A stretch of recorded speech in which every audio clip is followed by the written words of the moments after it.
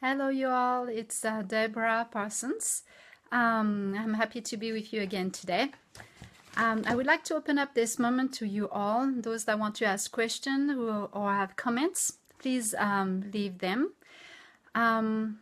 Something quite crazy happened last night after I shared with you all about my Bible study on Hebrew chapter 12 in the Passion Translation.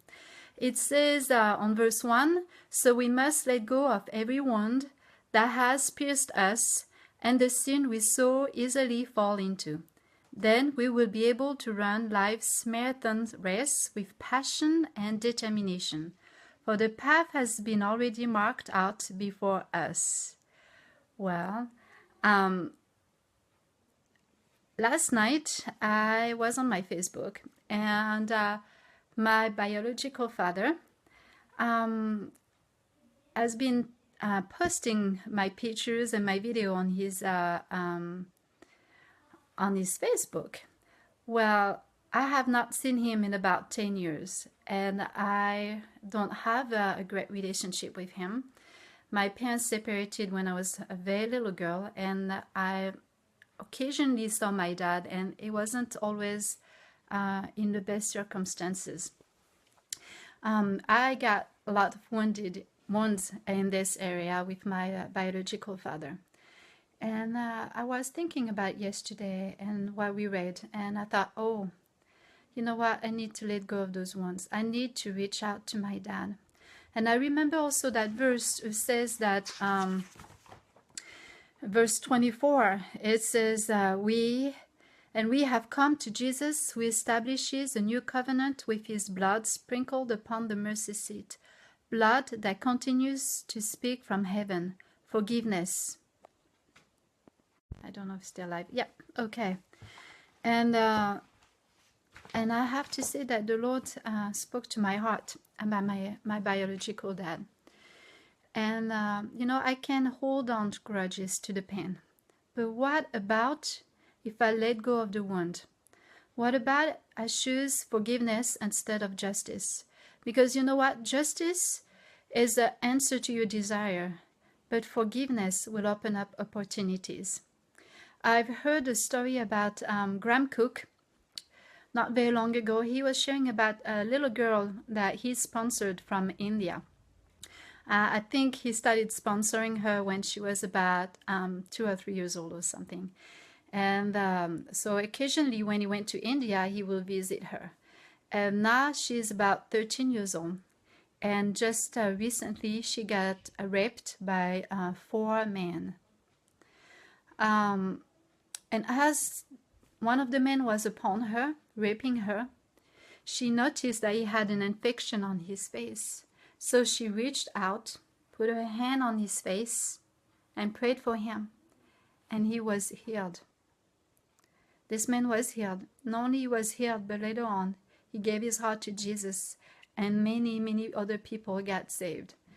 That for me is greater than justice. Is greater than anything else. It's called love. That little girl is powerful. She's learned to love even our enemy. And so God challenged me last night and said, what do I choose to do with my father? What kind of relationship do I want to have? Can I get over the wounds and the pain and choose forgiveness and to simply love him? And whether or not he's ever going to ask me for forgiveness for what he has done doesn't matter to me anymore. I have a joy now in my heart. I have an expectation of something big happening, of restoration of family, and I know I will see God. Hi, Aurine and Jean-Charles. I'm so happy to see you. I love you. Je vous aime.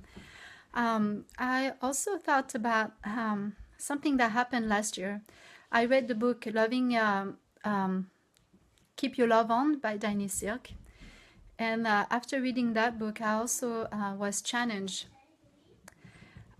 with something. I had a really hard relationship with some of my family-in-law.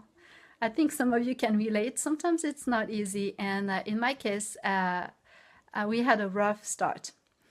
And And one day the Holy Spirit gave me a strategy, and He said to me to write them a letter. So in my letter, I acknowledge the pain they experience because of me, the things I have done, the things I have said, and I acknowledge that I had some responsibility in the way they were feeling. And so I asked them to forgive me for all those pains. And I gave a specific example of things I was aware they were hurting and feeling sad about.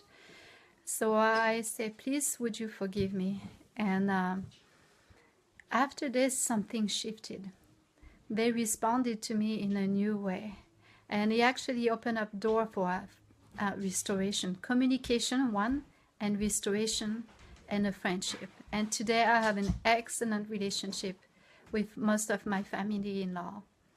It was a choice. I had to humble myself and acknowledge their pain. And so today I just want to encourage you to do the same. To know that when you choose to forgive and to love, you open up opportunities for people to be changed and to be transformed. And justice won't take you that far.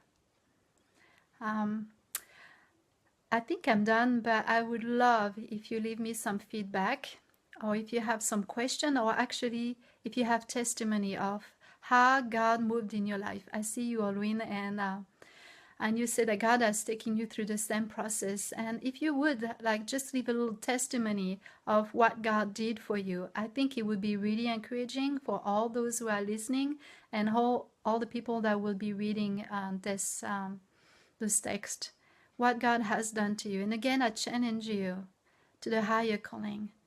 Justice for all, yes, on this earth, but we are seated at the right hand of Christ in the heavenly places.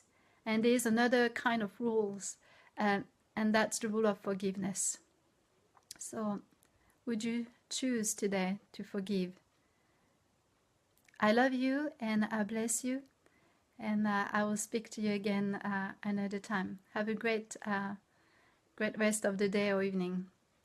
Blessings. Bye-bye.